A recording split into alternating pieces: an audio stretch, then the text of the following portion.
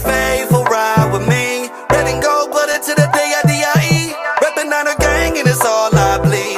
Racking up dubs in my Levi jeans. And we run over the league with our whole team. Be that number one seed cause we ballin'. Putting in that work early in the morning. Super Bowl team and now these haters salty. Rockin' Zenny shades to the championship ship. That Nick Bosa drop him hard like a hit stick.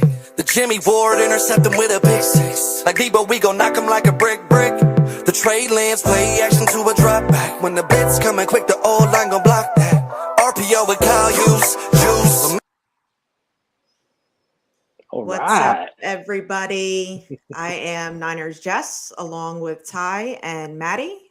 We are the East Coast Red and Gold. Becca will be joining us later. We have a special guest here today. I met her at the Women of the Niners event out in California in September. She works for KRON 4 News and she covers Bay Area sports, but in particular tonight we are covering the 49ers. So I want to bring her to the stream. Welcome, Kate Rooney. Hey guys, thank you so much for having me. Hey Kate. Thanks for joining us. Thanks for being here. It's a nice break from talking about the Draymond Green fight constantly. Oh my God. Yes. I'm sure is that a thing? People ask you about. is that like all of it in the Bay Area? Like I'm so disconnected from like that piece of it. So like is that all it is right now? Like that's pretty much been all of it this past week. Yeah. I'm so sorry. He's gonna play. Yeah. He's gonna be back. He's gonna play on Friday. So hopefully we can move on. Yeah. Yeah. Until the next thing happens, and then you guys can rehash it again. So it'll be great. It'll be a good time. So it'll be like the gift that keeps on giving the whole year. It's a Jelly of the Month club, really. Yep. So. No doubt. So Kate, covering the 49ers, as long as you've been doing that, what is your favorite story? Wow. You're starting off with a hard one. I love it. Okay. That's a really good question. You know, it's been 5 seasons. I came in actually midway through the 2018 season. So I guess 4.5 seasons to be fair. And it's been a weird time to cover the team, right? Because that's I've gotten to see a Super Bowl appearance. I've gotten to see another NFC Championship appearance. I've gotten to see that COVID year. But my favorite story, I think, has really been the emergence of players who weren't expected to be huge stars. For instance, Fred Warner. He was a rookie my first year covering the team and got to know him a little bit kind of because he was a rookie. I was a rookie. You know, you kind of look towards friendly faces in the locker room and whatnot. And watching him turn into a full-fledged superstar has just been absolutely incredible. And that's something that I think kind of is a hallmark of this particular combination of Shanahan and Lynch. They find guys who are gems and turn them into stars. And getting to kind of watch those chrysalis to butterfly transformations is really amazing. That's great awesome. pull on chrysalis to butterfly. Yeah. Well done. Yeah, well done. Didn't know I'd be pulling out the second grade science, but wow. Very impressive. Coming up next, photosynthesis. I'm gonna leave that one to you. So who's your favorite player of all time? My favorite player of all time, I'm going to have to go with Steve Young. I am an 80s baby. I grew up during that era. He's kind of the first, he was the leader of the first 49ers teams that I really remember watching. I'm, a San Francisco native. So the 49ers were it back then. Obviously they're still incredibly popular, but in a way, they've been kind of supplanted by the Warriors in the last few years. When the Giants are good, the Giants were the thing. But the 49ers at the time were just the hottest show in town. I love Steve Young. I thought he was such a fun and exciting player to watch. And to this day, I am impressed with what he was able to do as a left-handed quarterback, although I don't think I really understood how impressive that was at the time. I had a stuffed animal named Steve Young back then. It was a blue moose, and I named it Steve Young. So I think to this day, he still brings back really good memories for me and is one of my favorite players. Awesome. Did you ever meet him yet, though? That was my question. That was my follow-up. I've gotten to meet and interview a lot of his teammates, but not Steve Young yet. One day, hopefully. So in the Bay Area, everyone I'm sure talks about Jimmy G. Is that still a thing, or has things silenced a little bit. What are recent developments? It's still a thing. I think everyone is a little tired of talking about Jimmy Garoppolo, but how can you not? It's just been such a wild, wacky roller coaster. I mean, starting from the very beginning of when he came to the 49ers, he looked like the salvation of the team because obviously, there was a lot of hope for Alex Smith. He was probably the biggest hope since Steve Young that they'd had. Didn't really pan out for a whole variety of reasons. Colin Kaepernick then was the most exciting player in the league at the time and took them further than they had gone in so long.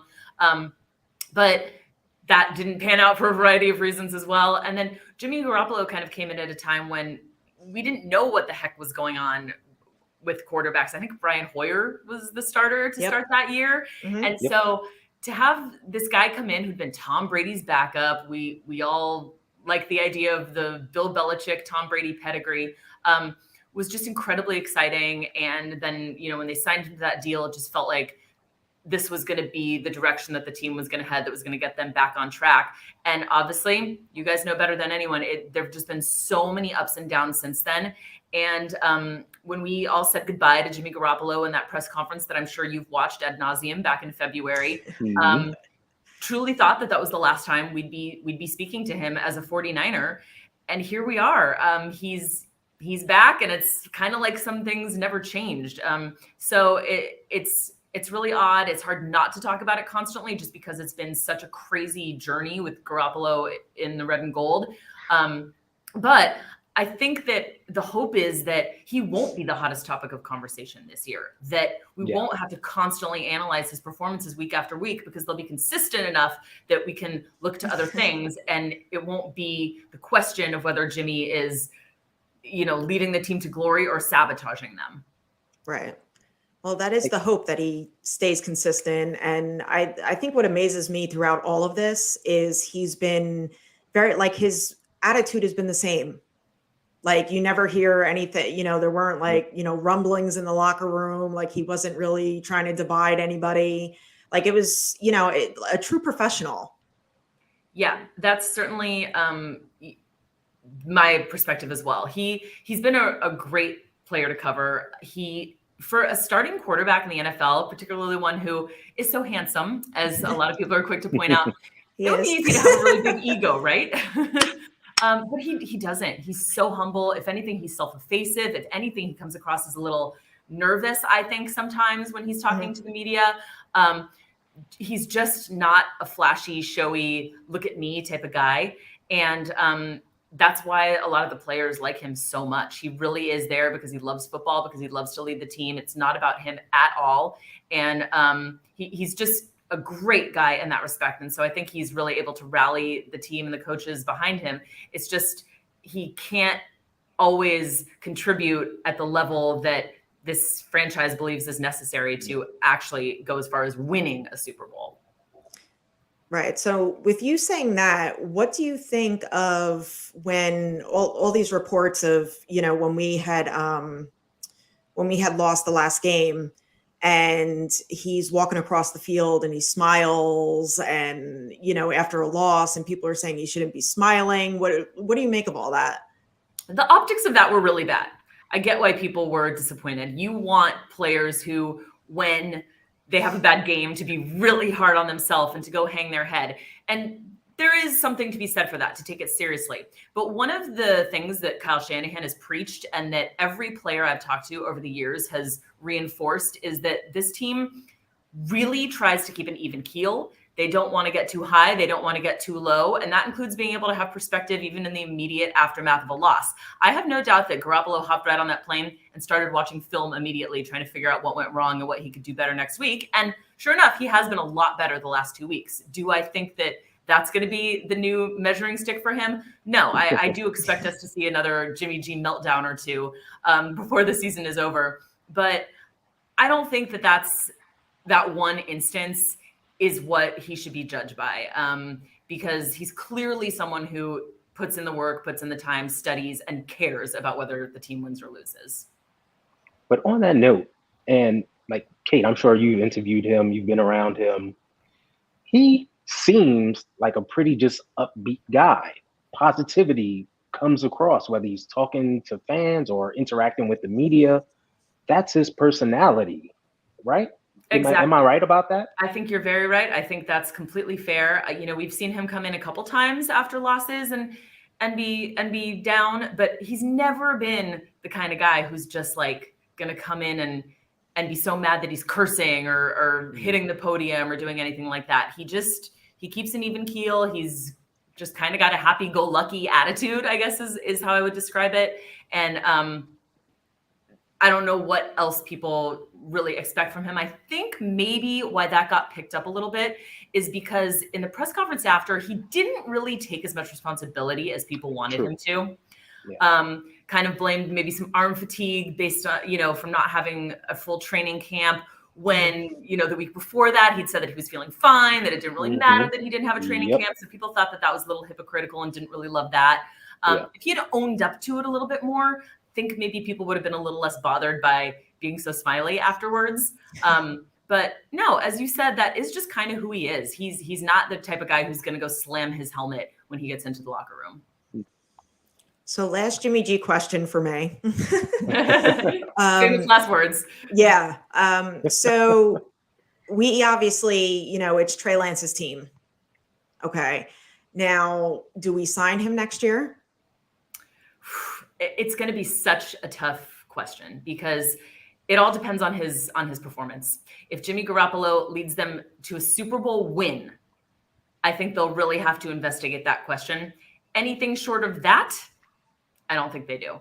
They're going to hand the reins over to Trey Lance. They've invested way too much in him. They already let Jimmy go once after a trip to the NFC Championship. He's going to get a lot more expensive if he takes them to another NFC Championship. They won't be able to restructure another deal that makes financial sense for them. So I think anything short of an actual ring and he's gone. If he wins a ring, then it's a conversation that we'll probably continue to have.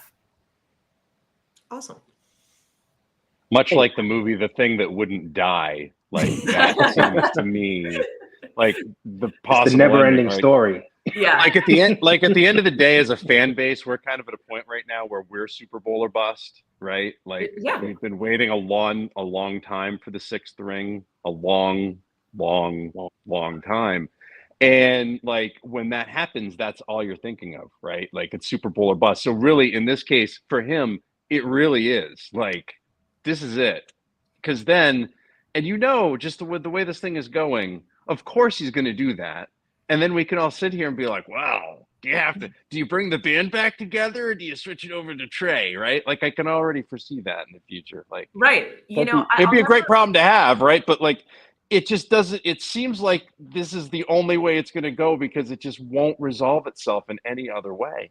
I'll never forget when Clemson won the college national championship and Dabo Swinney was interviewed a day or two after. And he said that he enjoyed the win for about 18 hours because at the end of that 18 hours, he started thinking about next season.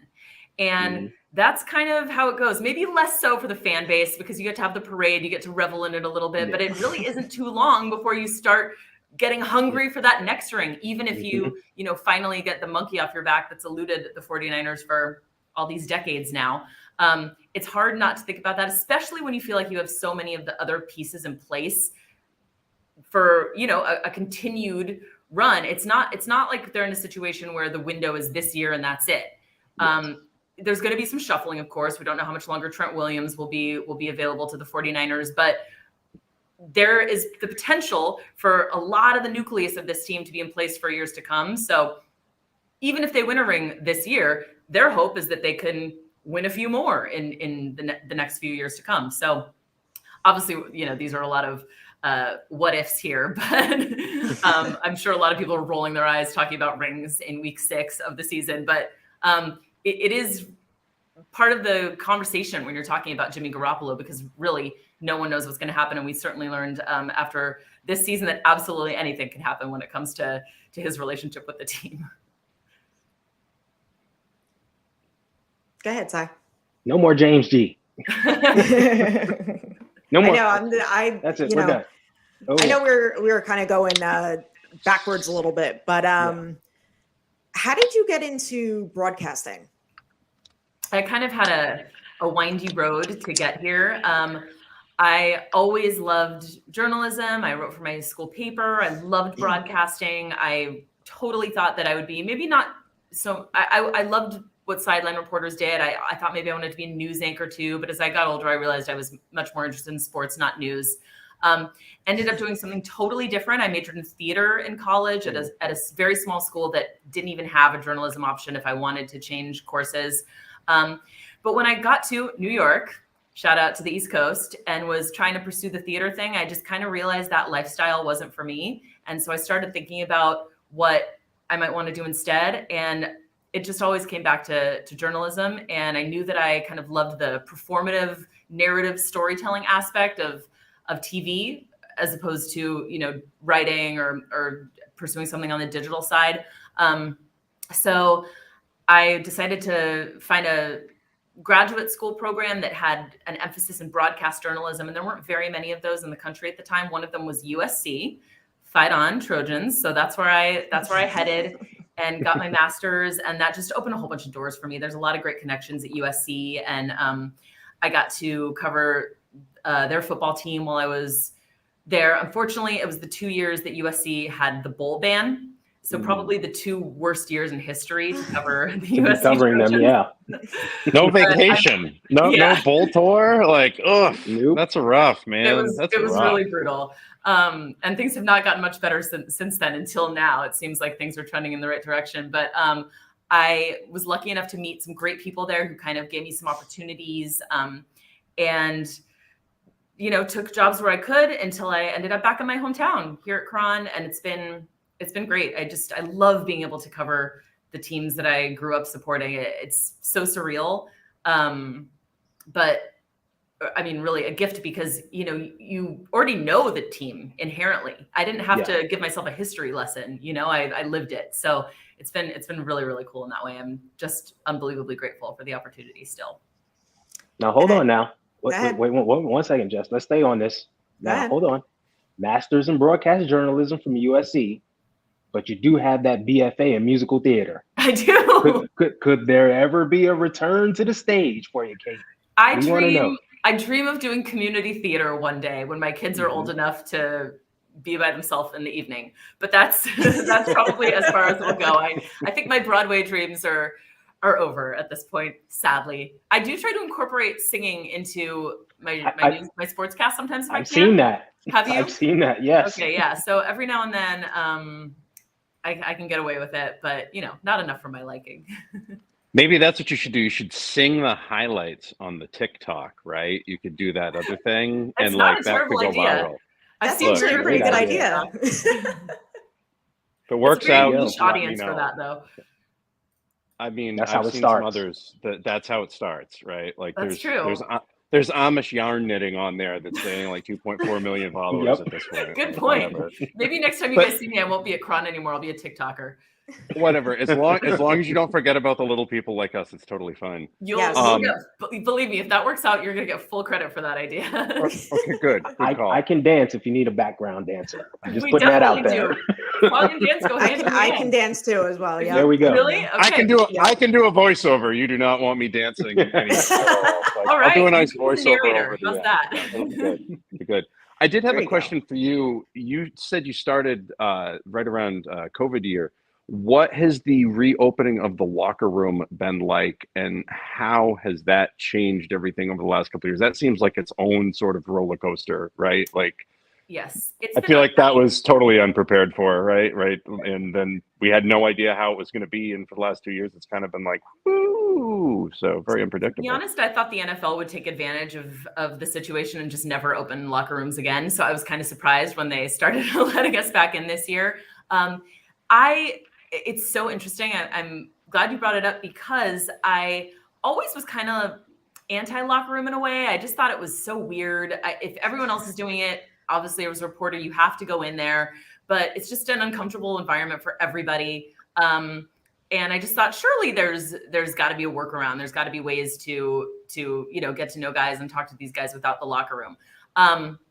But I will say, when it was closed, I missed it because it really is the only opportunity you have to just kind of have little side conversations with players to get to know them in a way that can make them trust you versus someone who's just one of 10 microphones being stuck in their face with a bright light. They don't know your name. They don't know your face. And so now that it's open again, I've really been trying to take advantage of it more than I did in the past and just talk to players a little bit more versus, going right up to them, business as usual, interviewing them. I think it is a valuable tool in terms of establishing that mutual trust between media and the athletes. And also, from a storytelling perspective, it is a time, and I'm sure this is what the players and the coaches and the teams don't like about it, but you are getting access to people in their most emotional and vulnerable experience, whether that's winning or losing. And so you're bringing that to the viewers or the readers in a way that they wouldn't otherwise get to experience if you weren't in there. So now that I've had to live life without locker rooms, I do think it is a really valuable tool for being able to share with fans. But it's still, something that's kind of weird. And I always make sure I know what a lot of female journalists in particular had to go through when they first started getting access to locker rooms. And I don't take that for granted. And I'm really cognizant of trying to be, extremely professional and averting my eyes as much as possible when I'm in there, just so that there's never any question about, what your intentions are, your level of professionalism, because it's one of the only settings in the world in which you can enter someone's private space like that when they're not even fully clothed and expect to conduct business. So, I think it's kind of a sacred space, and we need to appreciate that and be grateful for it, for sure. Hey, on that note real quick of being a female reporter in that space, the 49ers seem like a very open organization. They're all about inclusion. Obviously, you're a female reporter in the locker room. Since the team is so young, how are they receptive to you in the locker room? Are they open? Is it kind of that pushback? How is it nowadays? Because we heard about stories in the past about pushback, but how is it now? I mean, you've just heard horrible stories, women who were assaulted, and Exactly. not just by athletes, but by their peers, their other male journalists too. So it was really tough. I think I said this, Jess, when you were at the Women of the Niners event. But one of the things that I feel so fortunate when it comes to when I started my career is that a lot of those younger players don't know any different. They've grown up with female sideline reporters, even female analysts, female play-by-play announcers, female sports writers. And so to them, that's just the way it is. I can imagine, for those players in the 70s and 80s and even in the 90s when it was kind of a new thing, it must have been weird, and they didn't really know how to react to it either, not to excuse any of the egregious behavior that happened. But I haven't ever felt odd or unwelcome by the players. It's more just the weirdness of, standing around while you're fully clothed doing your job while other people are, just finishing up their showers and whatnot. But no, everyone's always been welcoming and kind, and there have never been any issues. And I just feel very fortunate to have not experienced any sexism in that way. There's nothing to suggest that we are not just as welcome in there as the male reporters, which is pretty cool. Yeah, it's awesome. That is great news. So how come you don't travel with the team? Well, it's just the nature of local news. Because even though I kind of am away, I'm a 49ers beat reporter. We host a weekly 49ers show on our station that gets sent out throughout California. And I'm responsible for writing that, hosting that, and creating a lot of the content for it. There are still other sportscasts and obligations that we have every day that I need to contribute to here in San Francisco. So they're starting to want to send me to more and more games, I think, just because they understand how much of an appetite there is for NFL football and how how much bigger the moment feels when you actually have someone out there on the field, versus in the studio talking about the game. But another reason is because my station is unique in that it's independent. We're unaffiliated with any network like NBC, ABC, CBS. So we aren't rights holders with any of those games. So we don't air any of the games on our station. And I think that if we did, then they might be more inclined to have me out there. But so far this season, I'm going to go to Seattle, and I'll go to any playoff games. But that's it. I'm always pushing for more, though. Right. I want to go to Mexico City. I don't know if that's going to happen, but that would probably be a fun trip. Yeah. Oh yeah. I feel like it would be. Yeah. Ty, you have anything else? Yeah, I do. I got two more things for you. Okay, so this year you attended the annual Crucial Catch fashion show. Yes.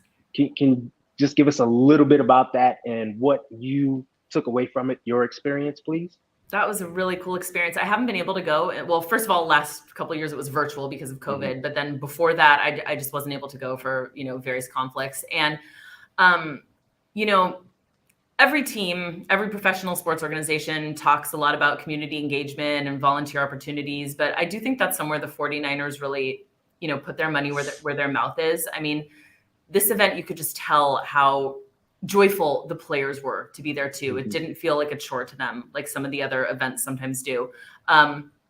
These are people who have been through the worst that life has to offer. And I teared up so many times. I mean, there were kids who were as young as like 8, 9, 10 who started experiencing cancer or the symptoms that led to their diagnosis when they were 2 years old.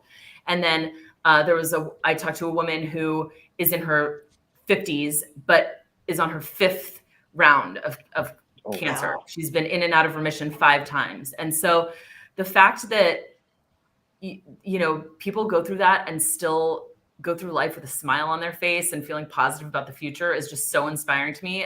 The players that I talked to really said they felt the same way, and they love the event because they are able to keep in touch with the people, with the families that they meet, and kind of watch their progress over the next few years. So it's just a really special way to kind of empower people who have gone through a huge struggle, and, to be able to walk the stage with an NFL player is something most people never get to experience in their lives. So, it was poignant for us those of us who were in the audience, and I'm sure even more so for the people who were in it. Just really, really cool. And I mean, everyone was there. It was George Kittle, Fred Warner, Mike McGlinchey, Eric Armstead, Emmanuel Mosley, back when he could walk. It's really sad about what's going on with him. But the list goes on. Just everyone was there, and it was just one of the most fun, community nights that I've been to in a long time. Awesome. That's really cool. Okay. All right. You're born and bred in the Bay. It's in your DNA. I got to ask, give me your 49ers Mount Rushmore.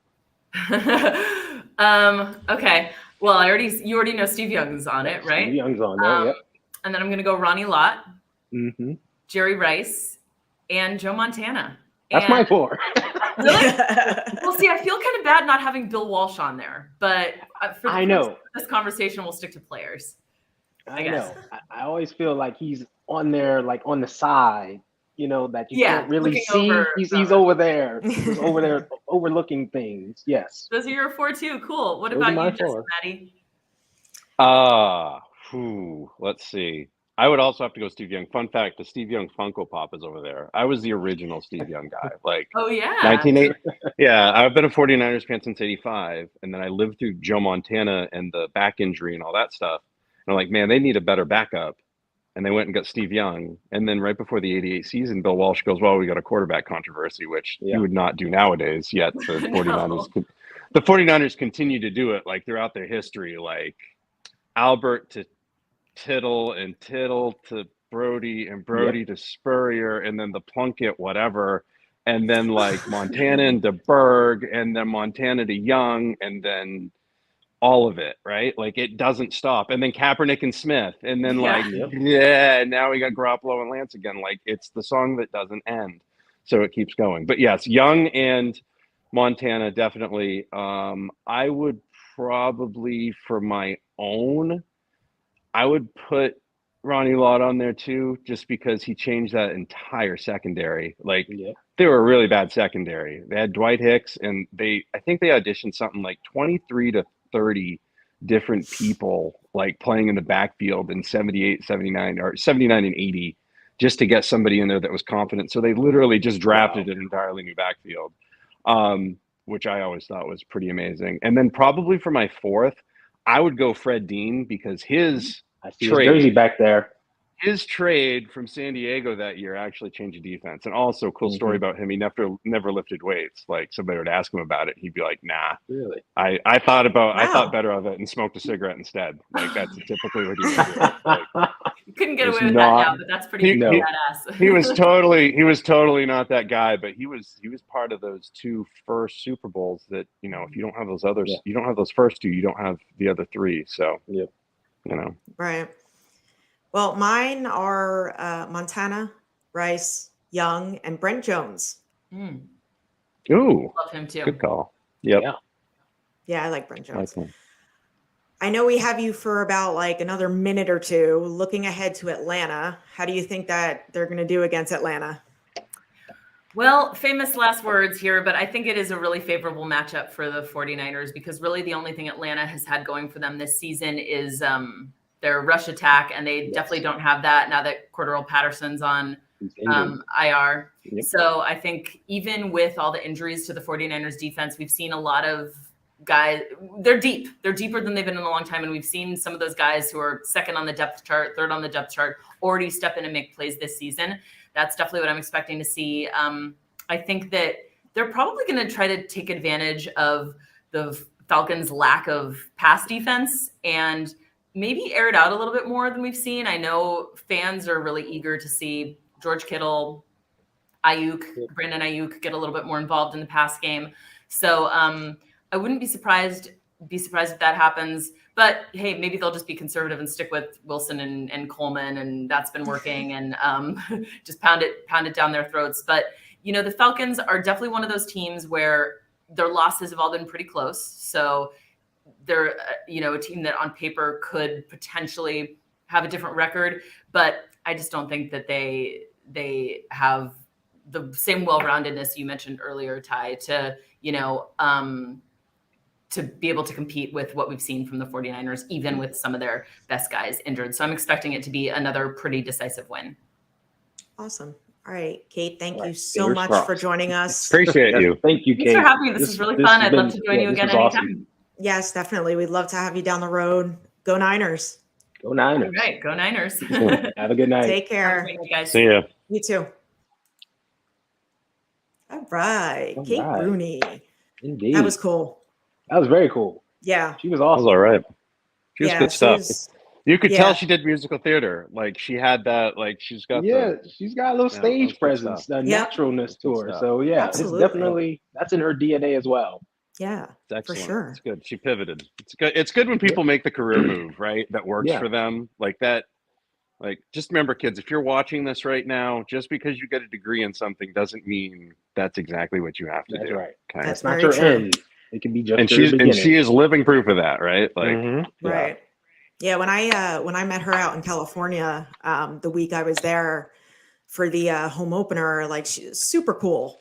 And it was a happy hour event at the stadium. And, all the women were there, a few men were there, and, there was just like a Q&A. She was with Myra Gomez and then the Niners team reporter who was hosting the event. And, she was just so like, you could relate to her, and I just like everything she was saying about, like just women in sports and, and stuff Mhm. like that. And, it was really cool. So it was, very, very cool for her to be able to come on the show. Yeah. All right. So Yes. going back to Carolina, Maddie, you were there. North Carolina. I was. Live Tell to us tell about about it. it. I was the faithful. Well, okay. So, did either of you two go to the Jacksonville game last year? I was If you there. didn't, okay. Do you remember about the ratio, and do you remember when they booed Urban Meyer at the beginning? Yep. Okay. I I was want there. you to take that same. I want you to take that same energy. Okay. Mhm. I want you to copy and paste that and slap that on Carolina, and then amp that up by about 10. Okay. There was a woman, I would say she was probably twice the age, maybe twice the age. I'd say about 20, 25 years older than me. I'm about 44. Season ticket holder. She's sitting at the edge of our seats or sitting in the club seats and two whatever. And she's just got a white sign, #fire Matt Rule. That's what she's got, right? As soon as Matt Rule is introduced, booed. Like Wow. they cheered for everybody else. But him. As soon as Okay. him, it was woo. Yeah. It was probably 80-20 49ers fans to Panthers fans. Mm-hmm. And the owner then confirmed that the next day after he fired the head coach, right? Like, yeah, it was I saw a kid leaving. He had his phone on his hat, kind of like the way my hat is now, only he had his hat. It also said "Fire Matt Rule" and like a scrolling, yeah, one of those scrolling screensavers. Yeah. Oh my God. yeah. But the thing that got me for this game was they could have. This is the second or third game, but the Seattle game. I was watching the Seattle game earlier as well, where the special teams is really the only thing that. The special teams is the only thing that allowed them to even allow points. Yeah. You know, the kickoff returns, the field goal block, like, you know, the field goal block against Seattle, like they would have shut out Seattle if not for that field goal block. Like the special teams, like we got rid of Richard Hightower. It's supposed to be better. It's not getting better. And I don't expect it to get better anytime soon because there's a new player to injury every week. You're probably losing somebody off special teams. It's just how it works. And that's the first line of defense. So I'm very concerned about this Atlanta game because Atlanta games are always crazy. Go back in history, look at those Hail Mary games. It just never stops, right? Like every time you play, and even the game last year, like Atlanta hung around way longer than they should have in that game, in that home game. By the way, hats off to Cordero Patterson before that game. He was throwing footballs into the stands to fans back and forth. Thought that was the coolest thing in the world, right? I was there for that one. It was that was a good time, but. That's still that's a tough one to me, and that's a team that honestly they feel like they've got nothing to lose, and it reminds me of that Chicago game a little bit. You know, they got nothing to lose, and they're banged up. I don't know. I got bad feelings about this week. I hope that I don't expect it to be decisive. I think it's going to be a little closer than we want it to be. But fingers crossed. Let's stick on Carolina for a second. Yeah. Special teams. The special teams has been okay for a few snafus here and there, but the bad thing was, for me, was the decision to try that trap you in the corner technique that Brian Schottenheimer likes to do, where he kicks it short, so you have to return it, and he tries to trap you between the 15 and the 20. Like you're up 2 scores, 3 scores, just kick it in the end zone and try to make them go 75 yards. They haven't been moving the ball all day. No need to try to get extra cute here, And kill the kicker. Yeah, and then get your kicker killed and leave them twice. Their starting position is now not once, but twice. Twice, and the second time actually knocked him out. So now we've got. So I hated that coaching decision by them. Amin the Dream's in the house. Amin the Dream, what's going on? What's up? Can you all hear me? Yes, sir. Right, yes, that's great. You sound How amazing. are you? Well done. I'm good. I'm doing well. Glad I could make it. I know I'm late a little bit, but I'm That's glad okay. I can make it. Nah, man, you're right on time. Don't even worry about it. You're good. Yes, sir. Yeah, we just had Kate Rooney on from KRON 4 earlier. Really cool. That's cool. Yeah. But awesome. going back to Robbie Gould, he was running today.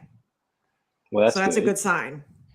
Hopefully he doesn't try to make a tackle this week if he does play. Like somebody tells him to get the hell out of the way, and hopefully the special he doesn't have team to does be the their last job. line of defense twice. Hopefully right? the special teams does their job. If the special teams does their job, Robbie Gould's not even in that situation. Exactly.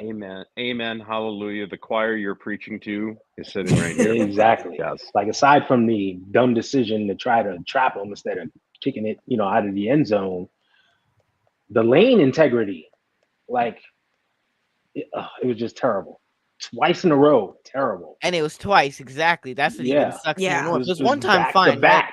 Yeah, it happens, right? One time it happens to teams around the league, but twice, that's just unacceptable. Yeah. And that's the thing, as Niners fans, right? Even myself personally, I thought this year, even in free agency, you look at the addition of Ray McLeod, and you look at, some of the additions that they made. You're like, all right, they're going to work out the special teams. The special teams, they had some okay weeks, but it really we haven't seen that much of an improvement. Stellar. No. It hasn't been that much of an improvement and even last year, like fans were calling for Richard Hightower's job. They wanted him gone. Like fans wanted him gone. But it hasn't really made that much of a difference with your free agency additions. And even with bringing in a new coach, it really hasn't made that much of a difference, to be honest. Like it just hasn't made that much, a significant difference where you're like, all right, yeah, we see something there. It really hasn't been that big of a difference. Yeah.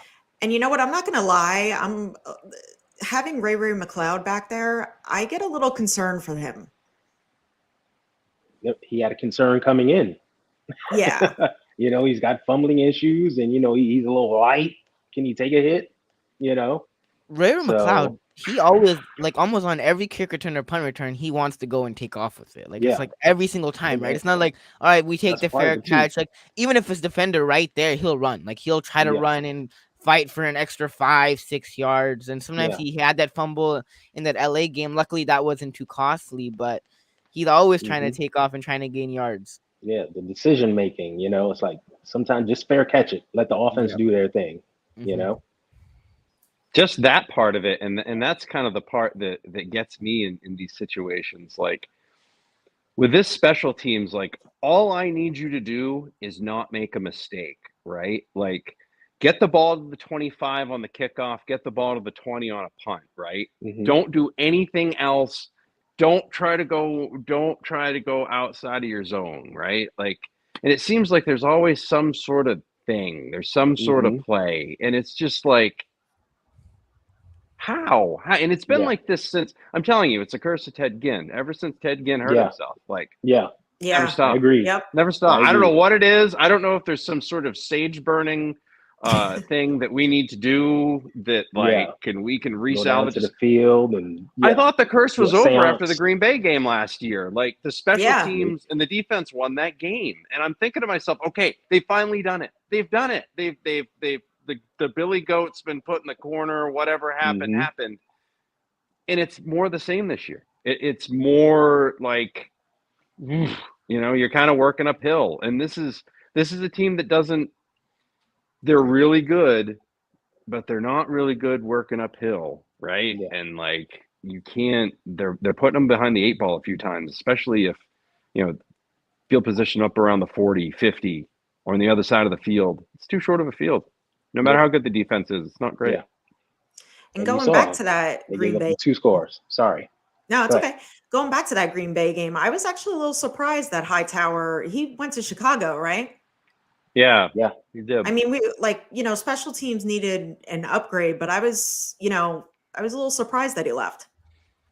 He'd been working with Kyle for a bit too, so I don't know if that was an easy decision. So yeah, I don't know. And it wasn't like I was hoping they were going to get Bisaccia from the Raiders, right? Like that dude is a special teams guru, right? And you're like, man, you bring him in, like that's going to clean some stuff up. But he ended up going to the Packers. As soon as he went to the Packers, I'm like, I don't know. And it's like, are you really upgrading at this point? And so far, not really.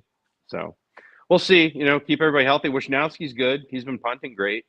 So but I really don't want to have him kick extra points from 55 yards away again. No. That would be that was ugly. Pretty sweet. Yeah. They should have just brought Purdy in and ran a Hail Mary on that play. Like they had a better chance. Honestly, like it was not good. That was a bad idea. Yeah, no, that wasn't good at all. All right, so moving to Atlanta. Who's going? Ty, you're going to Atlanta, right? I'm going. Yep. Maddie, you're going. I am going. Yes. Turns out me and Jeff staying in the same hotel, which is funny. I have a question I have a question for everybody. Go ahead. If Nick Bosa isn't at 100%, but he can play, would you rest him and play him, get him ready for that Kansas City game, or if he was able to play, would you play him again in the Atlanta game? I don't want to play him on that turf. I agree with Maddie. I agree with Maddie. I wouldn't play him. I agree. I would prefer to rest him. Yep. If you can't beat Atlanta without Nick Bosa, like we don't really deserve anything at this point. Exactly. So. And you need Nick Bosa against Kansas City. Like that's straight up. There's no questions asked. You need him against Kansas City because Patrick Mahomes is he's something else. Yeah, 100%. So Bosa was experiencing some tightness before the game, but of course, Bosa being Bosa, went out there, did his thing. And I rewatched it and just focused on him. He only took like one real hit in his midsection during the game.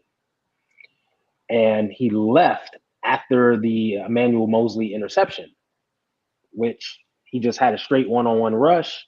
He pushed the guy. He didn't even run with the play. So there wasn't any really hard contact with it. I think that turf just kind of ate up his area and, aggravated it. So going to Atlanta, a totally different kind of turf, I'm saying no. Just rest a week. Sometimes you got to protect the players from them injuring themselves even more. I agree. And it's more valuable to us to have them for the long term. Rest. Take it easy. Yep. Save him for KC. That's when we really need him. I think that's what they did with George Kittle too. I mean, he was probably ready to come back, but I think they were just rusting him as well. Yeah. They said he wanted to play in Chicago, but because of the rain and such, they was like, no, don't do it. And then we came home and remember it rained in San Francisco also. Yep. That was the report. So held them out there as well. So yeah, I like that they're being smart about that. Yeah, and that's when the Niners really need Nick Bosa against Kansas City. And the thing about this defensive line, what I love about this defensive line, is that this defensive line has a lot of depth, right? At every position, D tackle, D end. So against a team like Atlanta, you can rest a guy like Nick Bosa because your D line will still be effective on Sundays because of the guys that you have. You have Drake Jackson, Ebukam. You guys still have that guys on the defensive tackle position. Like the Niners, I think probably the best position that they have depth at is that D-line position overall. So you can rest a guy like Nick Bosa and it won't hurt you as much because you have so much depth on your roster. Yeah, and even Samson and Aaron Banks, they have tendonitis from the turf too. Yep. I mean, and that's just a straight we all work 10 hours at the factory on the cement floor wearing steel-toed boots, right? And you got a sore back. They're out there doing their thing on stuff that's lined with rubber tires, but really it's just cement underneath, right? So it's not any sort of it doesn't it makes a ton of sense. It's rough sledding, and that is kind of, if you've seen different turf, if you see a lot of the tire pellets on it, it usually means it's getting down towards the end of its shelf life. And that turf did not look brand new. Let's just put it that way, right? It did not look like it had. And I guess it had grass previously, and then they went to turf. They had grass there previously and switched. Yeah, another genius move by an owner who doesn't want to protect his players, I guess. Yeah, so I talked about it. I talked about it on Monday on a show that I do, and turf actually costs $5,000 to maintain, while actual grass fields cost like $23,000. So obviously, there's a huge difference. Look, you get that. There is, but no, he's 100% right. There is that, but let's say this. 23 to 5,000, that's an $18,000 difference, right? Yeah. How much money are they putting into these contracts for Nick Bosa and Trey Lance? Now, the Trey Lance thing, unfortunately, you're still going to get people injured on grass, okay? And that was just, it's one of those deals. A break is a break. A break is a break, and that's, I mean, Gordon Hayward broke his foot on a freaking, basketball floor. What are you going to do, right? So sometimes those things happen, but it just seems like, you go back to, I still have PTSD from that Jets game in 2020, that watching everybody turn and move. And I mean, it ended the season. It did. Garoppolo's gone for 10 weeks. 3 guys and that day. He ended up losing. He ended up just being out for the season because there was no point bringing him back. Yep. Bosa was gone for the year. Solomon Thomas. Yep. That completely changed his career. The second year, the running from first to second year for a rookie is so important because now you already know what to expect. You've had a year to acclimate. You know what you're up against. And this is when you're really making that big move. And then you hurt yourself like that. And it's you almost got to start all over again, even under where you were previously, right? Because if anything, it's changed. You're making that Trey Lance injury hurt even more now that you're saying that Trey Lance injury is just now. That one broke. That one 100% broke my. That one 100% broke my heart. It broke my heart. I was there. I was too. I was crushed. I was I flew all the way to. I'm glad I wasn't this there. Game to watch this. So I went to Seattle last year. I went to the Seattle game last year, and I went to the Seattle game this year, and it was just a reverse. It was like an Uno reverse card, where I was really wanting to see Trey Lance last year. Jimmy gets hurt, and I'm like, yes, we finally get to see Trey Lance. What are the odds? And in this game, I'm like, all right, we get to see Trey Lance Yep. first home opener.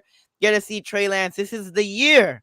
Yep. This is the year where he silences all the doubters, and then you're like, oh no. Yeah. Oh no. And then once they brought out the card, instantly I was like, he's out. Yeah, He's done. He's done. Like, When he went to stand up and then he laid it right back down, I'm like, oh no, this Yep. is No, not. that's not good. That's I sat there in that's bad. disbelief. Yeah. I was sitting in 246.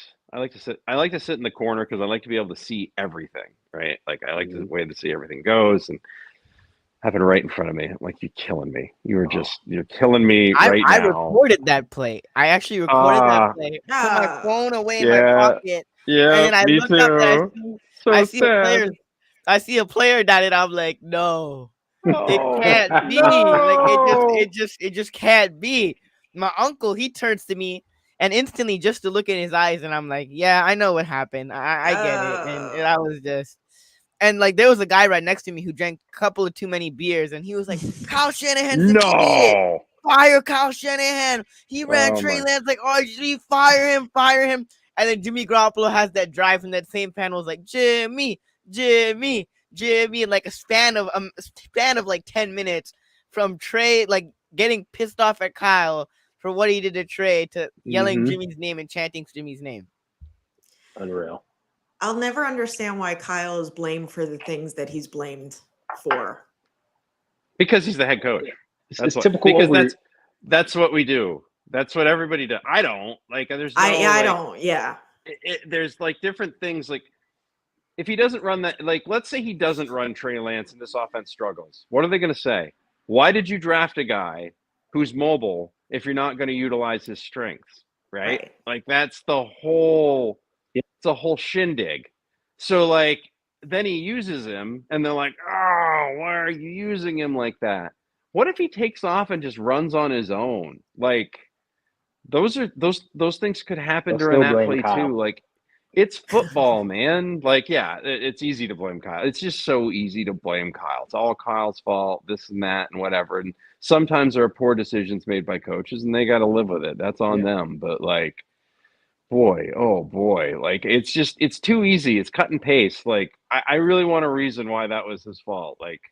Did he not study his bone structure enough to tell that he wasn't going to be able to take that hit? Like, that's the sort of thing I'm looking at. Like, if he's building a team, like, if we continue to find first and second rounders hurt, that's something I want to look at, right? Like, okay, what's wrong in our process where all these guys continually, like, you get your Bosas, but then like everybody else seems to either get hurt or they don't do anything. They don't develop the way that they're supposed to, and it's like. Or your Trey Sermons, for example, right? Like, we just ship out a third rounder the year after. Like, you wouldn't expect that. Like, what are we learning from that? Those are the things that I want to learn from. Like, the other stuff is just, it's like, it's a game. You're flipping a coin, and sometimes it's going to land on heads, and sometimes it's going to land on tails. And for some reason, it just seems to land on tails with us entirely too much.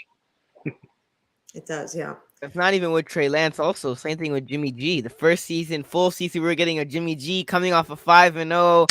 Niners fans were hyped, and then right away, week 2. I think that was week 2 or week 3 as well. It's week 3. Jimmy G done for the whole season. Niners fans, like we have horrible luck, especially in the Shanahan Lynch era, with new quarterbacks in their first full year. Niners fans are all looking forward to seeing them, and then they go down early, and they're done for the whole season. Remember, everyone yelled at him because he like made a move like running in that Kansas City game. And like he should have went out straight out instead of turning upfield. Yeah.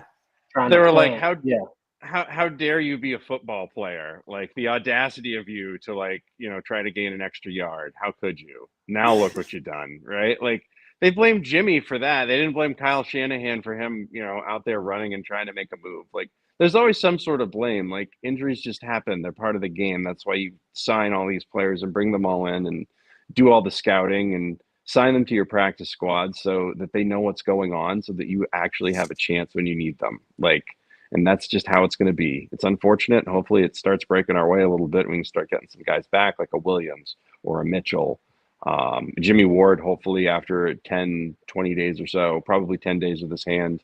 Like, yeah, I think he plays with a club. Yeah, he'll be out there clubbing. He's not a ball hawk anyway. So him having a club won't affect his game at all. But I think for the time being, I think we're good. So he can just take his time and he could, I mean, everyone was so worried that with Jimmy Ward not being out there, like we were doomed in the secondary, and now that. Typical overreaction, right? Right. We signed Tart. We need Tart. Yep.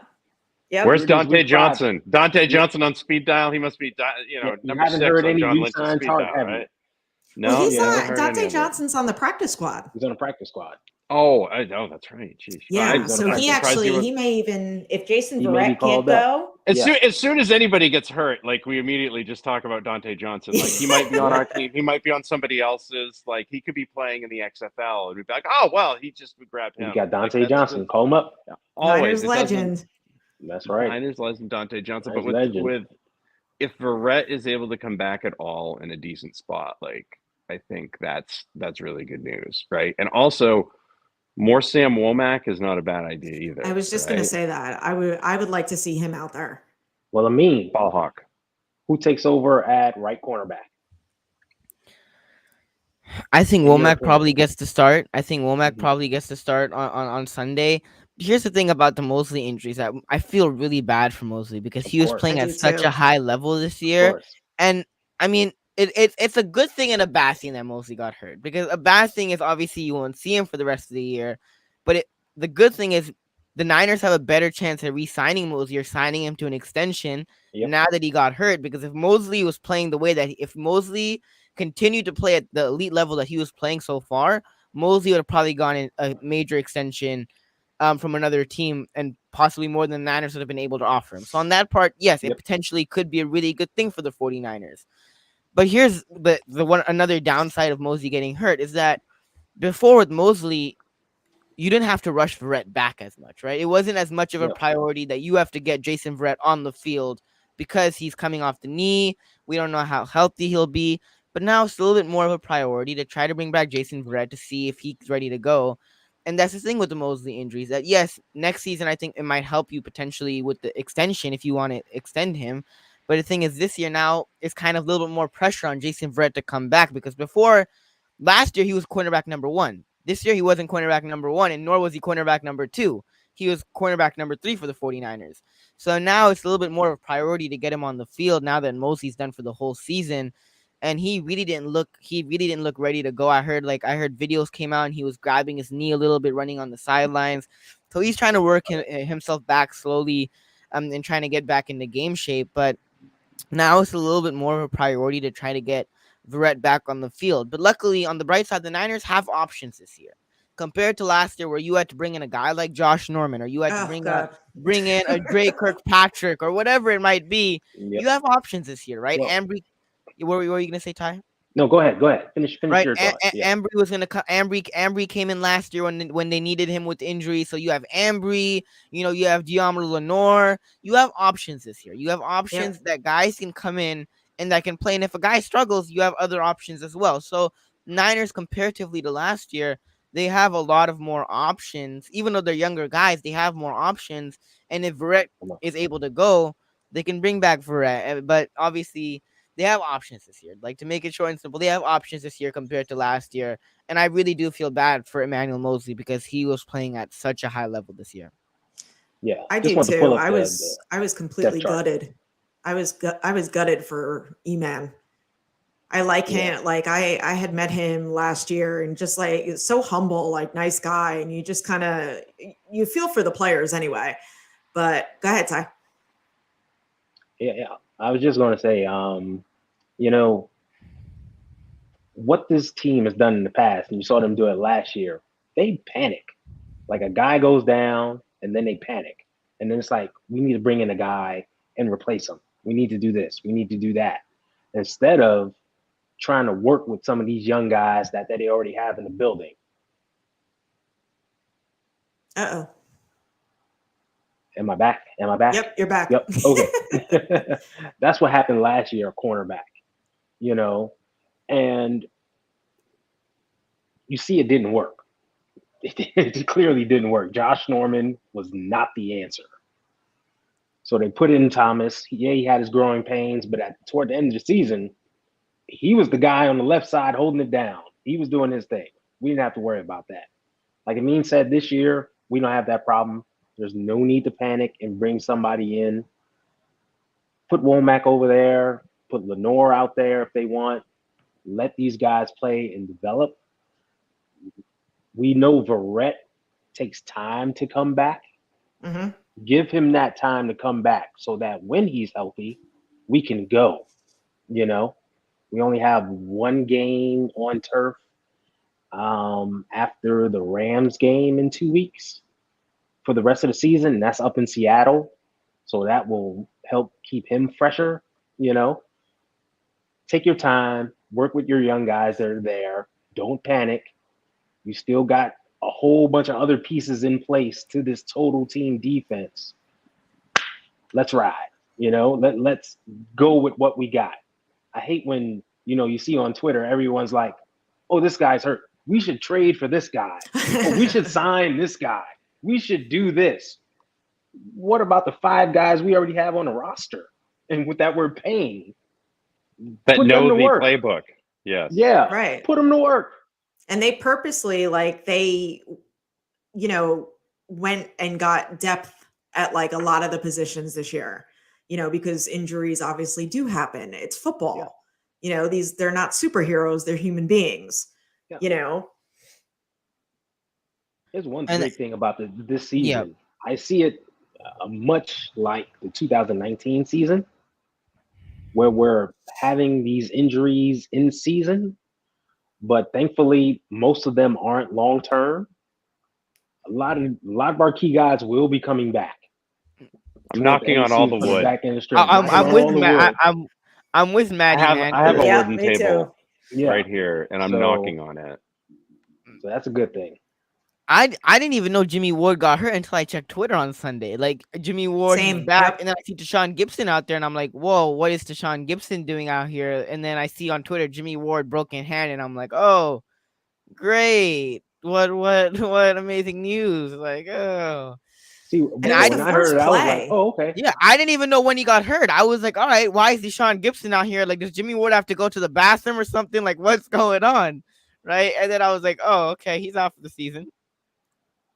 Yeah, that's what you're waiting on, right? Like the Mosley play happened in front of me, like in Carolina, and you just saw the leg, and I'm like, oh no. Oh, like I thought he did the Ed McCaffrey thing, like when Ed McCaffrey played for the Broncos and they hit him in the head so hard, like his leg broke. Like it was one of those sort of deals, like the way it looked, but it ended up being his ACL, which wasn't any better. So like when the Ward thing happened, I'm like, is anybody else out? And then like literally, oh yeah, Nick Foles is out there on the ground. I'm like, all right, forget this. Let's just get out of here. Let's get out of here right now. Get everybody off the field. I want to see Brock Purdy taking snaps immediately. Like we're done here. Like, get out. Like, You know get who I out. want to see get some snaps? Is I want to see Jordan Mason get some reps. Man, I haven't. Me I haven't too. seen- I haven't seen Jordan Mason, right? And you mentioned it, right? Like when guys get hurt, the next man up, right? The next man up, instead of going on looking for trading for a player, the next man up, right? And that Mhm. opens up more opportunities for guys that are still on the roster and that are still within the organization. I thought, you know, with Elijah Mitchell going out, this might be the time, right? We obviously know I knew Jeff Wilson was probably going to be RB number 1, but I was Mhm. like, maybe Jordan Mason can get, 3-5 carries, at least some carries every single game to show what he's got. And Kyle's still not playing Jordan Mason. Like, play Jordan Mason. He doesn't have to be your primary back, but at least give him some carries. Like 1 or 2 will do. Like, I just want to see some Jordan Mason. Like, just some Jordan Mason. And I'll be satisfied. I don't need to see him have 20 carries or 10 carries. I just want some of Jordan Mason. A little bit, Kyle. Just a little bit. Can you just give me a little bit, Kyle? Just a He little wants bit a of Jordan. sample. He wants sample he wants size, a yeah. he wants when a you go to trial Costco, size little of Jordan Mason. Well, when you go to Understand. Costco and you get like a sample, like a small sample, like I just Exactly. want a sample. I want a Get that Costco sample. sample, Kyle. I Give me a want the Costco Costco sample. sample. Kyle, listen to Amin. I love We're it. going to send I Kyle a love it. Costco sample so he knows what he's talking about. Oh man. You know who's probably going to see the field before him? TDP. Oh, yeah. Yeah, he's been practicing. He's coming back. Yeah. Oh, yeah. I'd like to see But- Jordan Mason, though. I don't know. First, How are we didn't- trying to get Tevin Coleman out of here? Like the man, the myth, the legend, Tevin Coleman, the Tevin Coleman retro season. Like Kyle loves his Atlanta guys. Kyle loves the guys like Kirk Cousins played with Kirk Cousins, right? He loves his Atlanta guys. Like, even, like, I'll be honest, right? Even if there might be a better option or something like that, he'll still go with someone, like, a lot of the times that he's either coached before or that he has relationships with. Like, Tevin Coleman, same thing. Alex Mack, I know Rodney Hudson was available at that time, and Kyle still chose Alex Mack, and I think a lot of that was business decisions on top of that. But Kyle, Kyle goes after, if there's a guy that's available that he, that he's either coached or something like that, he'll go and pick them up. I'm surprised he didn't pick up Julio. I was like, oh, he might, maybe Kyle dark horse team for Julio Jones, and Kyle didn't do it. I was like, maybe Kyle, come on, please. But no, he didn't do that. Somebody else maybe surgically transplanted their hamstrings, possibly, but exactly. He knows those legs are done. They were done last year. And that's the thing. He knows his players. Yeah, I still can't believe that the Titans people didn't learn their lesson from the Titans last year. Like he left it all on the field in that Super Bowl, in the 28-3 Super Bowl. He hasn't really that was every ounce of everything I think he had left was left on that field that day. Like that was a performance and a loss that was unbelievable. Yep. Another guy who Niners fans are throwing out, who also who got hurt in the Super Bowl, is OBJ. I see that on Twitter almost every single day. Of people photoshopping OBJ in a 49ers uniform. Like, today might be a great, even like with the Panthers now, right? With firing Matt Rule, I've seen Derek Brown's on Twitter, right? Go and trade for Derek Brown. Today would be a great day to go and trade for Derek Brown, or go and sign OBJ. Like, I see that all the time on Twitter, at least once a day. I personally would like Brian Burns. Everybody would. I would love Brian Burns. Another pass rusher. I'm a retro guy. Bring back Christian McCaffrey so we could have modern day Roger Craig. That's what I'd like to see. See, like this is the chances of both those guys coming to the 49ers. Exactly. None. It's not going to happen, right? This is an NBA offseason conversation where we're trying to shove everybody in, and there's no salary cap. They're not even open a little bit. Like that. Like they're not coming. Amin's raining on my parade. No, I've been saying Brian Burns for like months. I would love Brian Burns. I wouldn't mind Christian McCaffrey. But that's the thing about this 49ers team, right? And I was talking to my uncle during the offseason. I'm like, man, like, look at the Rams. They just got Bobby Wagner. They just got Allen Robinson. But like he told me, he's like, that's just not the Niner way, right? That's just not what the 49ers do with Kyle Shanahan, John Lynch. Like, you look at a team like the Rams. The Rams are a team that has they're front loaded. They have a lot of superstars. They're RB1, wide receiver 1. All of them are like superstars. But with the Niners are a team that's built upon depth, right? That's just the way the Niners are. So the Niners, they're not a team that goes after, an Antonio Brown or an OBJ or like a superstar player. And we've seen that in free agency. We've seen that even if there's a guy that's on the trade market in the mid-season, the odds of the Niners getting those players are not high. They're just not. And that's just not what the Niners really do. And it sucks sometimes as a fan, because obviously it would be nice to, get a Tyrann Mathieu or an OBJ or whoever it might be. It's nice sometimes, right, when you get that superstar player on your team, but that's just not what the 49ers do. It just simply isn't. Although I will say, I'm sorry. Go ahead, Ty. I was going to say, and the thing is, they're not building for now. Yeah. They're building for now and the next year and the next year and the next year. That's why when people be like, oh, like before this season started, the conversation was, oh, how can they go with Trey Lance when their Super Bowl window is right now and it's shutting? I was just shaking my head and laughing like, these people have no idea what they're talking about. They have no idea what they're talking about. The nucleus of this team is young and it's tied up for years. They have no idea what they're talking about. Twitter can be very frustrating. I actually have a lot of words muted, so a lot of things don't come across my timeline. But that's my entire Twitter. That's literally my entire Twitter experience. Like what even makes it through? Sometimes I'm like, how did you even get here? So I totally. Yeah. Like I'll see something. I'm like, wait a minute. I thought this was muted. Like, I don't want to see this. And then like, I actually have to look to see like what people are talking about, because I'm curious. Yeah. But I think I'm one of the few that really don't want OBJ on the team. He wouldn't want to be on this team. Like, OBJ is a guy that likes the football. He just likes the football in his hands. He likes scoring touchdowns. He likes doing end zone, whips and nays. Like, That's OBJ, right? Like he likes having the football in his hands. Jimmy Garoppolo a lot of the time ain't gonna do that. The Niners are a team that's built on running the football first, you know, winning in the trenches. Like that's what the Niners do. Like the Rams, and the Rams have a quarterback that can get the ball to OBJ. And Sean McVay sometimes schemed OBJ open in certain situations. So when you have a guy like that that's trying to get the ball to OBJ in certain situations, and when you have the quarterback that can get the ball to OBJ and make him look like a superstar, obviously he liked LA. Obviously he's not there anymore, but he wouldn't fit well with this 49ers team. He just wouldn't. And that's the same reason why he wanted to leave Cleveland, and how his dad released that video was because he wasn't getting the football. So what's going to happen when he's on the Niners and they're running the ball 40, 30 times a game and they're not passing the football on? He's not getting that many balls looked his way. Like, he ain't going to like it here. He just ain't. We're going to take away touches from Deebo Samuel and Brandon Ayuk, too. Like, Brandon Ayuk, to me, already doesn't get enough touches, right? So now all of a sudden we're going to shove OBJ in here and we're going to have to force feed him. Yeah, but you know what? That's logic. Some Right. I'm sorry. aren't even looking at that. That's The logic. audacity. What's the matter with you? I know. The audacity I, again, have to use it like that. Like, but that's what I'm thinking. Like, the players they already have aren't really getting enough touches, right? Like, there are times that I'm like, why isn't George Kittle getting the ball more? Like, why isn't he was getting the ball more the other day and he fumbled and they kind of went away from him after that, like, which I thought was kind of odd. Like, yeah, I guess I don't agree with whatever. that. I thought it was working. Like, they were leaving him open. Yeah. It wasn't. There was no. It was nice to see Garoppolo and Kittle get that rhythm again, because that's something this team needs. They need that, especially on third downs. Here's one thing I could say. Carolina started blitzing the crap out of us.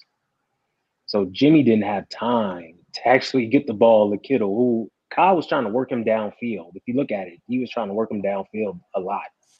And they were just calling like bomb blitzes where everybody was coming. So Jimmy just had to like either chuck it or throw it quick to the guy on the slant, because they were coming after Jimmy. They saw that he has happy feet and likes to get the ball out quick, so they were coming after him. And to his credit, he totally reacted the exact opposite way we would expect him to. As Richard Sherman said, he had 10 toes on the ground, right? Yep. He did everything he was supposed to do, and there were some amazing throws and amazing catches, and like that was as good a game. That was as good a game as he has played in a 49ers uniform, and it scares you because now you're waiting, right? Because we're all kind of waiting for the other part. I'll be honest. I think we might see it against Kansas City. Like I'm expecting at least one interception by Jimmy against Kansas City. Like I'm not there yet.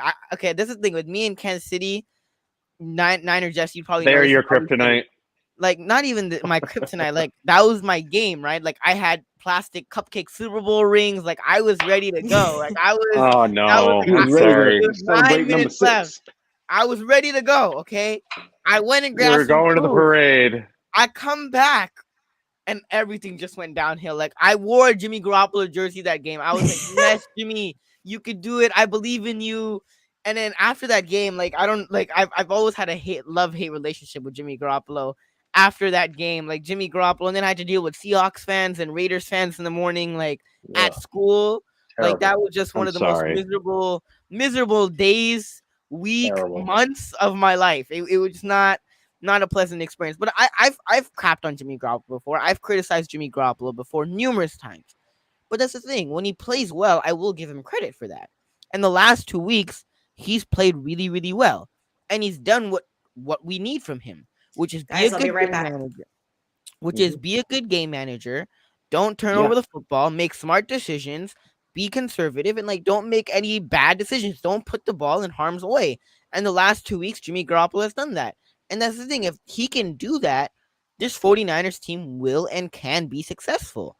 It just can Jimmy Garoppolo consistently be able to do that. In the last 2 weeks, he has done that. So I will give Jimmy Garoppolo credit for doing that. Some fans won't, but I will. I will give him credit for that, because if I can criticize Jimmy Garoppolo for him playing bad, when he does do well, I will also praise him and I will also give him his props for playing well. I just won't be one of those fans that be like, Jimmy, you suck. And when Jimmy does well, I'm like, oh, it doesn't matter. It was Carolina or it was this. Like, no, he played well the last 2 weeks and he deserves credit for that. He deserves a ton of credit for that because he's done what we needed from him the last 2 weeks. He's played smart complementary football.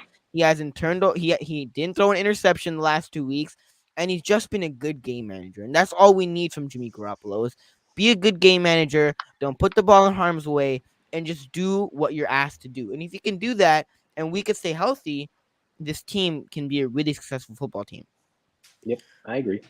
He did throw one right to the Carolina safety. The guy dropped it. He dropped Yeah. That was a Look, here's what I'm going to tell you. Right over the middle throw. And I was like, ooh. Just remember, Joe Montana used to do that all the time. There's a guy do it too. there's a guy in Cincinnati that probably just sits back and thinks about the interception he dropped in Super Bowl 23 on a daily basis. Like just full misery on that. Like again, logic. One of those deals. Just happens. Like people beat them. Just that's how it goes. How did Joe respond after that? Yeah, Joe Montana found John Taylor for his only catch of the game. You know, that's the only one they needed. See, as the Niners fans in like this decade or like, you know, the last 10 years or so, we've been really miserable, right? But like, I feel bad. You know, one thing that I really feel bad for is the Bills fans. Like Bills fans, you lose in the 90s, you lose 4 in a row in the 90s. Then you have a team like you go through a couple of ups and downs. You know, you have some rebuilding teams, some really bad teams. You make it to the playoffs with Tyrod Taylor after almost 20 years. And now you have this young kid in Josh Allen. And in the last 2 years, the way they got eliminated from the playoffs, it's just tough. It really is tough, especially last year. To lose like that based off a coin flip, that's just terrible. Like I don't know. I'm so glad I'm not a Bills fan because I don't know how I would react to that. Like losing because of a coin flip. Your quarterback plays the best I think he'll ever play. Like he played phenomenally. It's really hard to play that well. Like Patrick Mahomes scores a touchdown, you respond. The Chiefs do something, you respond. Like that's really, really hard to do. And he did that every single time. And to just lose based off a coin flip, heads or tails, like that's tough. Well, we all knew that overtime rule was BS when they implemented it. It is. You know, it really yeah, is. That was just to make people happy. It was just you had the opportunity to make who happy. What does that even mean? You know, it was terrible. It was terrible. I play football with my cousins all the time. And if we have an overtime and we go to overtime, the other team, like I get a possession and then my cousin gets a possession. Like it's fair, right? Both teams have the opportunity, if it's a tie game, to score and put up points. And that's the way it should be in the playoffs. And the regular season, fine, even though I don't really like ties. Like I don't really care for ties. But in the playoffs, that shouldn't be that. It really shouldn't. And that's the thing. Even with Patrick Mahomes, it happened to Patrick Mahomes in that Brady AFC Championship game. Rams, Patriots, Super Bowl. It happened to Patrick Mahomes also. He was playing a hell of a game. D Ford had that offsides penalty. Game goes to overtime. And Brady does what Brady usually does in clutch situations or in crucial moments of the game. Cheated. Cheated. But that's what Brady did his thing. And it happened to Patrick Mahomes a couple of years ago, and it happened to Josh Allen last year. If that happened to the Niners, it would be a long off season. It always is a long That's true, but something. It's been a long off season for a very, very long time. Ever since 28 years. Ever since the Packers beat them in '95, like ever since then, every off season has been terrible. And now with Niners, social media, really, forget it.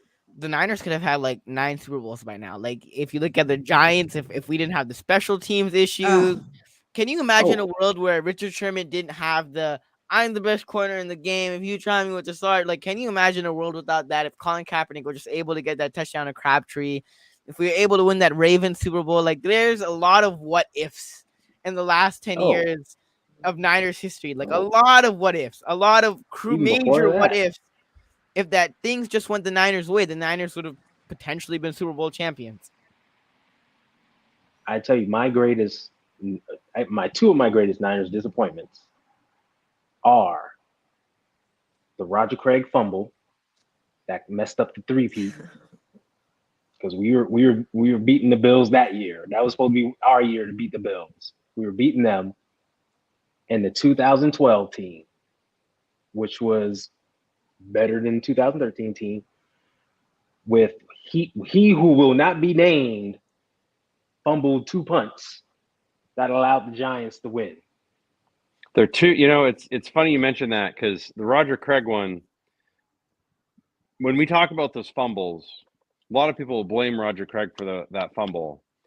But on that play, if you've ever gone back and watched that play, the helmet actually hit the ball directly. Yeah. The ball pops up in the air, and where does it go for those at home that didn't see it and weren't live at the time to live this horrible nightmare? Right into the hands of Lawrence Taylor. Not on the ground, not like there wasn't a scrum. Nope. It was literally like, oops, it's Lawrence Taylor. Yep. I don't blame Craig for fumbling. I just refer to that play because everyone knows. 100%. As soon as you say that's the one. And with Williams shouldn't have been in that situation, but Ted Ginn was hurt, right? Ted Ginn was hurt. As soon as they announced Ted Ginn was hurt. There are two things for both of those games I look at that they're always underdone. One, the fake punt that they allowed for the Giants. They don't allow that fake punt. That game ends. That's the ugliest NFC title game of all time. Yeah. 49ers win, go to the Super Bowl and beat the Bills. Yep. And then the other one, when you go back and talk about that NFC title game, Alex Smith couldn't complete a pass to anyone, even when they were open, like their ankles. He was constantly throwing at their ankles because the Giants were just all over him, but he couldn't make that play that he needed to, that one extra play. And like that that game, and I hate the Giants anyway. Anytime the Giants win, like I think it's a pox on humanity. So so I mean that's just Giants and Cowboys. I think Crabtree had like 1 yard that game. Oh, he was totally disappeared. Totally. He was the only healthy receiver, if you remember. Everyone else was hurt. Like we had to start like our 5th string receiver. Like Craig Swain or somebody. Weird like that. Yeah. Opposite him. So they completely just like, all right, we're going to roll coverage to him and these guys aren't going to do anything. And sure enough. Still blows me away though. Like guys like Cooper Kupp always seem to get the ball, right? No matter who else is out, right? Allen Robinson's doing nothing. Nobody else is doing anything. These guys, Julian Edelman, those guys always got the ball. You knew the ball was going to them. Yeah. So even if we're rolling coverage, even if everybody else is injured, we can't scheme to get the ball into his hands a little better. Yeah. I just don't understand that. Especially when you need one play. You just need 3 points and you're out, right? Yeah. Like you don't even need that much more. So I don't know. I'm glad I wasn't.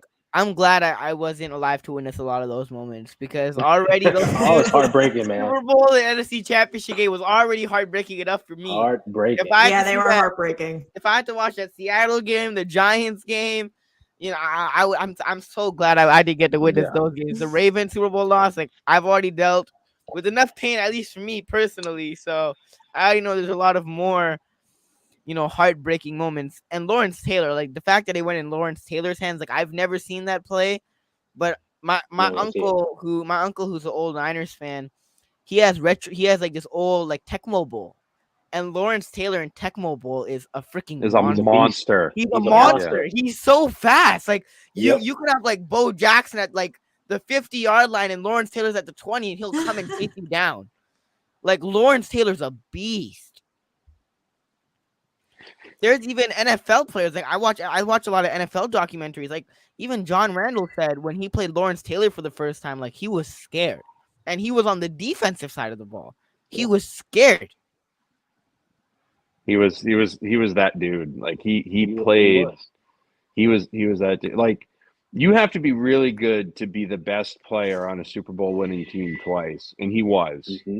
And it's not even close either time. Yeah. Like he was by far that guy, and he doesn't even get the ball every play, right? I mean, he rarely gets the ball at all when you think about it. So for him to have that sort of stuff, like that was amazing. But the 49ers are the ones in '81 that actually found ways to stop him for a little bit. So That was the We good stopped stuff. them in the 80s. We got them. Oh, we got them. You know, there's one other thing that we talked about earlier. The 49ers don't get guys. A guy that really should be given hat tip, Mooney Ward, Yes. playing lockdown corner right now, guys. Yeah. Lockdown corner. Like, that's the That was stuff a we love. huge free agent signing for us. Nailed it. Yep. Exactly. And it goes back to that conversation of, in the off season, every year, everyone's like, sign this guy, sign that guy, sign this guy, sign that guy. Sign JC Jackson, sign this guy. No one said sign Mooney Ward. And then when we signed him, people were like, oh, well, we could have signed someone better. Now they're like, ooh, Mooney Ward's worth every penny. That was the greatest signing ever. Yeah. Like, can we trust the front office a little bit? Can we trust that, these are football minds who kind of know what they're doing a little bit? This is their full-time job. That's why I look at it like that. I wish it was my full-time job, but it's not. I wish it was mine too. Yeah. Yeah, there's no trust there though. So what are everyone's expectations for the Atlanta game? Mine is a win. I still think the offense has some work to do. Because if you think of this Carolina game, it was still 10-3 until a minute to go in the half when Mosley got that interception. I mean, that game was still close and in balance. A typical 49er freak out, and that could have been tied and people would have been on edge. So the offense still has a way to go. I think the saving grace is that we all wanted Kyle to use multiple running backs, and now that he's coming back, he's doing that. Jimmy is doing his short pass thing, and he's kind of in the rhythm with that. Just get the ball in these guys' hands and let them do the rest. We saw Debo do it last week. We saw Jennings do it this week, and Ayuk always does it. So if he could just find Ayuk when he's wide open, that would be great. But that's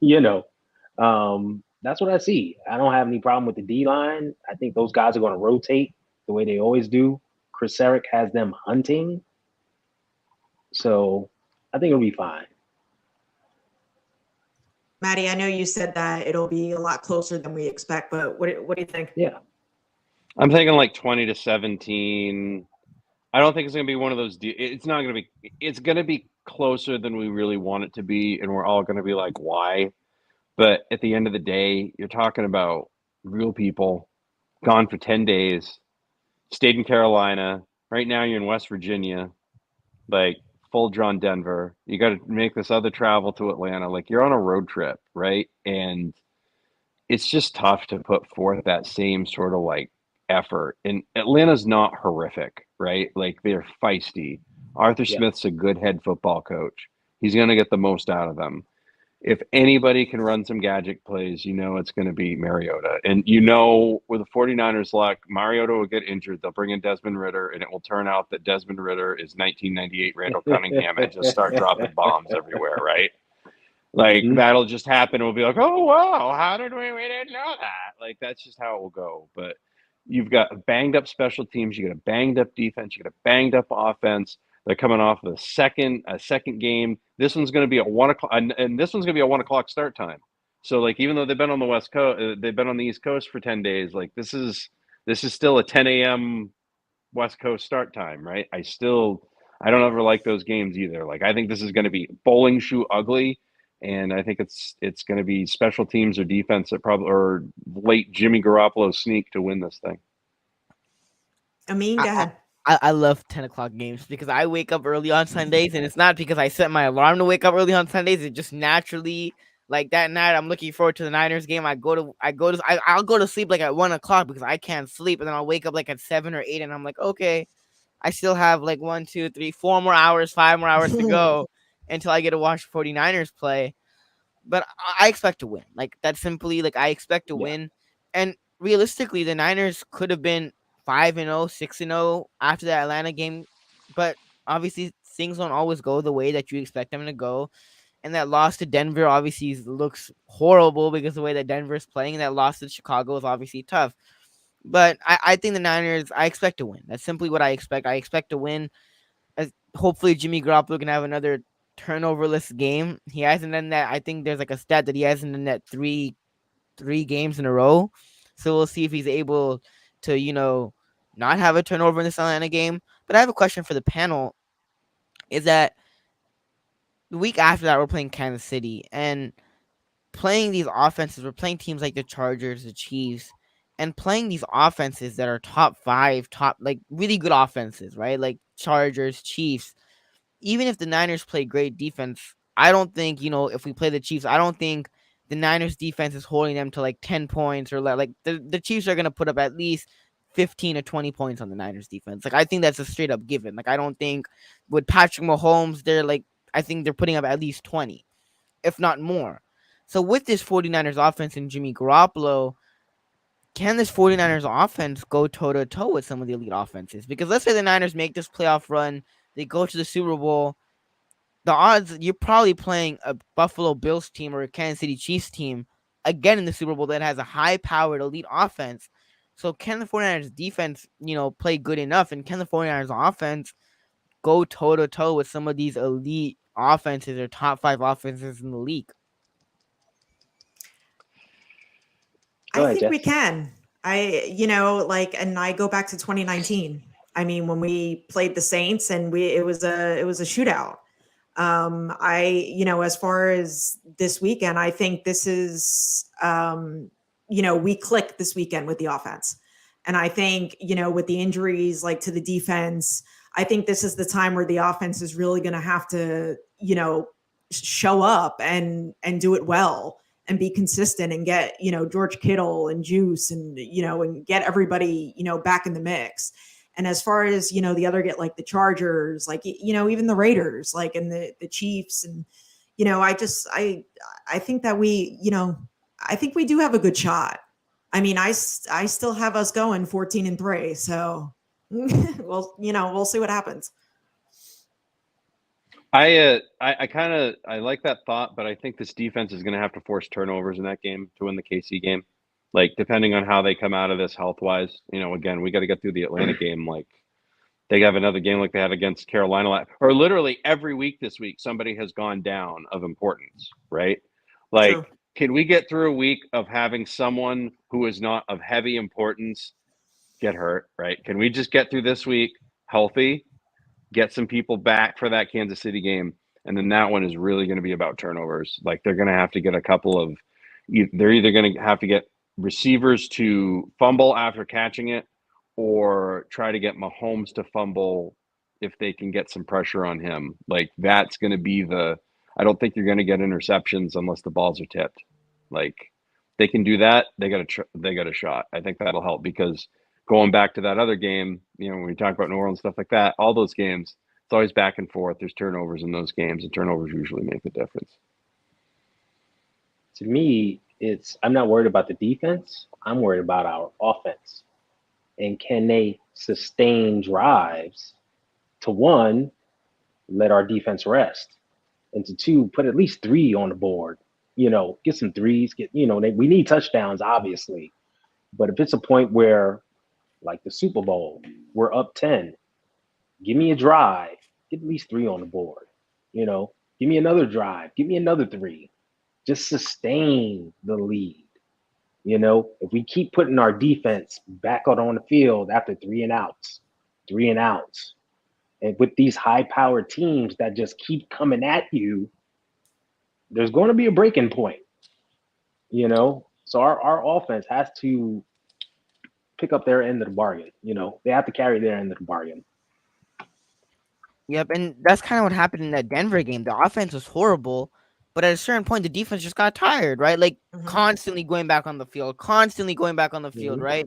The defense didn't get enough time to rest, and sitting there in the fourth quarter, I knew what was going to happen. In the back of my mind, I was like, all right, defense has been playing locked down, have been playing amazing, but at a certain point, they're going to get tired. Russell Wilson's going to have 1 touchdown drive late, and it's up to the offense to hold their part of this bargain and put up points and do something.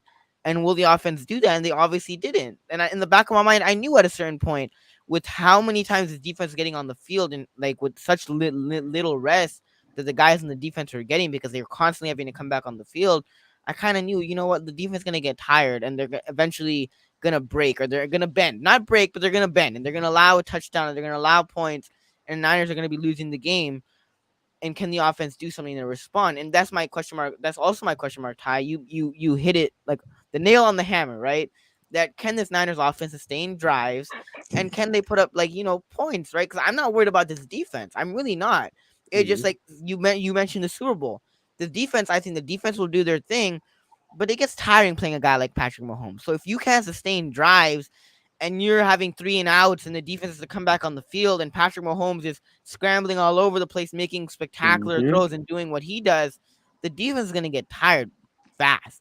And if the offense can't put up points and they can't sustain drives, that's an issue there. And even if the Niners, like I said, even if the Niners play great and they make it to the playoffs and they make a deep playoff run, make it to the Super Bowl, you're going to be playing a team like the Buffalo Bills. You're going to be playing a team like the Chargers. You're going to be playing high-powered offenses, most likely, if you do make it to the Super Bowl. And no matter how great this defense does play, the defense is going to get tired at some point. They're going to bend a little bit at some point. And then it's up to the offenses. Can the offense do something? Can they sustain drives? Can they put up points?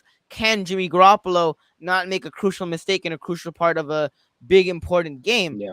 There's a lot of question marks on this offense, and especially against these teams, because let's face it, right? I gave Jimmy Garoppolo props against Carolina and against the Rams, but against the teams like against the teams like the Chiefs and the Chargers and the Bills, right? Like, those are the games where, we need a really good Jimmy Garoppolo. We need a little bit more out of Jimmy Garoppolo, just a little bit more out of Jimmy Garoppolo, and we need the run game to continue doing what they're doing, and we just need a little bit better from this offense.